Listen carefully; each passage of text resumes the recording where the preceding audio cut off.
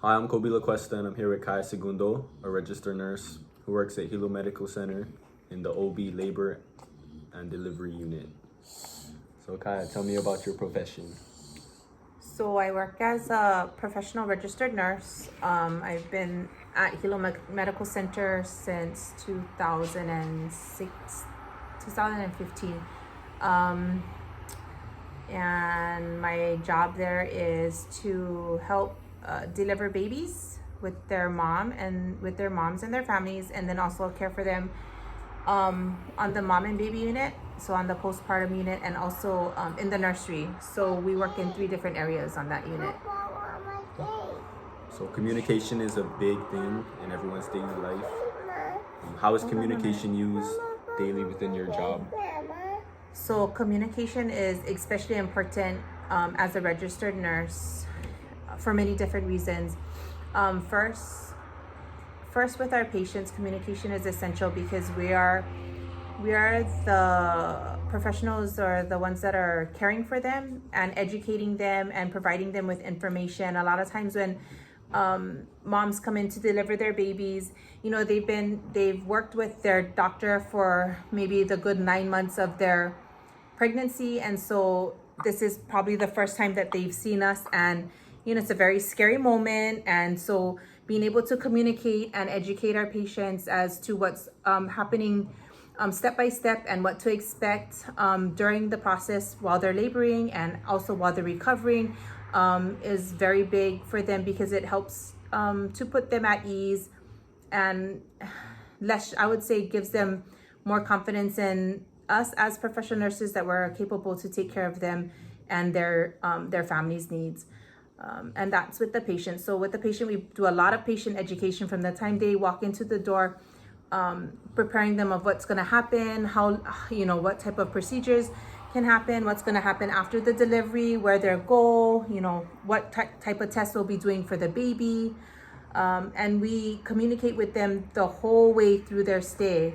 So for example, on the labor and delivery unit, when we admit a mom, there's tons of information, and it's all going on simultaneously. So it's a lot for them to absorb, but we just keep I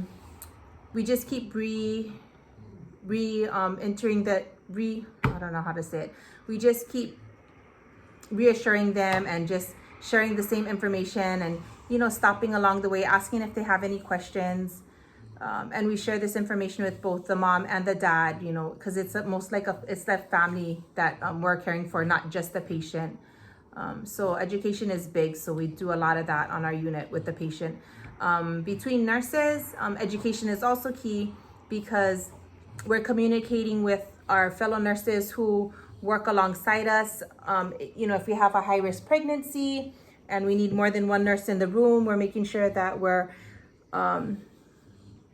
we are expressing those needs to our fellow nurse, so that if a situation should arise, our fellow nurses are familiar with our patient and what type of care that we're providing to them, so that in the event that you do need backup, which you always do, it's always good to have your coworkers up to speed on what kind of patient you have, and if they're high risk, or what their needs are going to be for their stay. That way, if something happens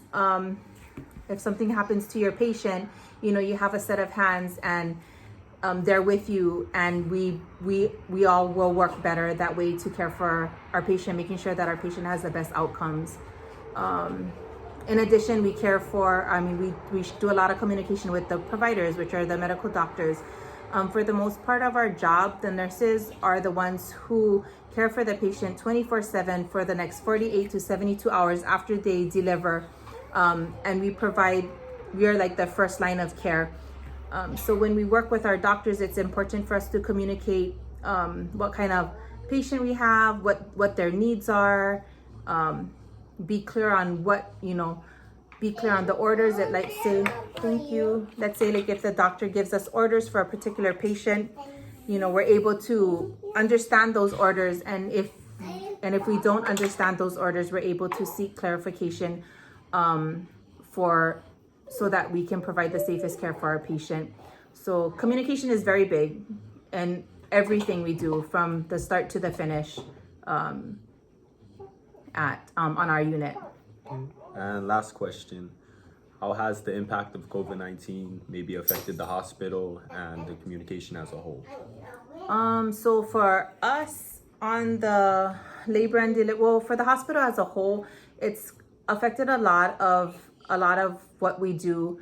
We have different screening processes for our nurses when we come into the hospital. So every day we get screened. So we have greeters at the front of the hospital who are the first line of letting people in and out of the hospital, including the employees as well as visitors. And they're having to explain to both the employees and the visitors, screening them like, oh, if you have a temperature, any kind of symptoms like cough, loss of taste, how are you feeling today? So they screen everybody and they communicate with them, asking them specific questions to make sure that we are catching anyone coming in and out of the facility that may be a person of interest who may be suspected COVID. On our unit in particular, a lot of things change daily regarding the type of protocols that we follow regarding COVID patients. And because this is all new, we're all learning as we go basically. But each time we have someone that tests positive, or each time we have a situation that arises, the nurses who care for these patients, we debrief with our charge nurse, we debrief with our nurse manager, and we let them know what we've done and what we can do in the future, so that if we do have another COVID patient that does come in, we're better equipped and better prepared to take care, so that we can lessen the chance of the spread of COVID. Thank you, Kaya, for your time. You're welcome.